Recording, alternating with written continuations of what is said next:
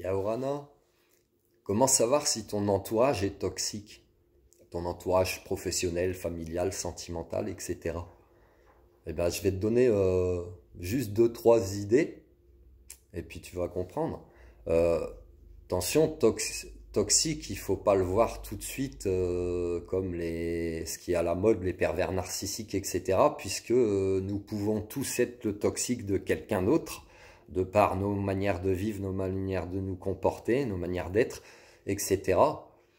Donc en fait, quand tu t'aperçois qu'il y a du toxique autour de toi, c'est à toi de mettre ta vie et comment tu souhaites mener ta vie en adéquation avec toi-même, avec les besoins de ton âme. Et c'est pour ça qu'en fait on parle d'environnement ou de relations toxiques, c'est que parfois des personnes s'engagent dans des situations ou avec des personnes, mais au fond d'elles, elles le ressentent que ce n'est pas très bon pour elles. Et ça ne veut pas dire que la personne en face est mauvaise, etc. C'est juste, il y a beaucoup de personnes qui sont peut-être pas au clair avec elles-mêmes, tout simplement. Et en fait, eh ben, comment tu fais pour savoir si ton entourage il est toxique? Déjà, tu sais que ce sera des personnes qui seront dans la bienveillance à ton égard. Dans la bienveillance aussi bien par leurs actes que par leurs paroles. Tu vois, les actes et les paroles ne doivent jamais être contradictoires. Sinon, c'est qu'il y a quelque chose de sous-jacent. Ton environnement, ton entourage, il sera toujours dans l'amour de toi et de bons conseils. Dans l'amour de toi, peu importe comment tu es, qui tu es. Ils t'aiment comme tu es, en fait, c'est ça. C'est que les personnes autour de toi, elles t'aiment comme tu es. Et ça, tu sais que déjà, c'est des personnes qui ne seront pas toxiques pour toi, parce qu'elles t'acceptent tel que tu es. C'est vraiment de l'amour, ça, c'est l'amour inconditionnel, tu comprends?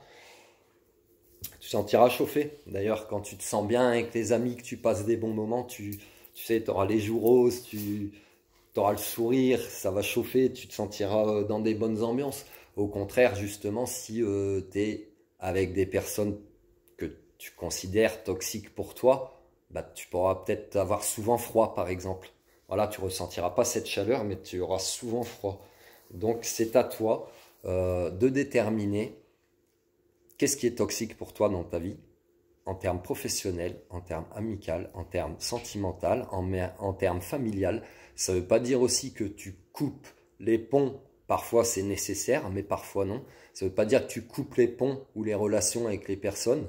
Ça veut juste dire que tu prends un peu de distance. Dès que tu sens que c'est un peu trop épuisant, énergivore pour toi, eh ben, tu t'en préserves tout simplement. Ça ne veut pas dire que tu détestes les gens non plus, mais tu mets tout ce dont ton âme a besoin en adéquation avec ce que tu vis en fait.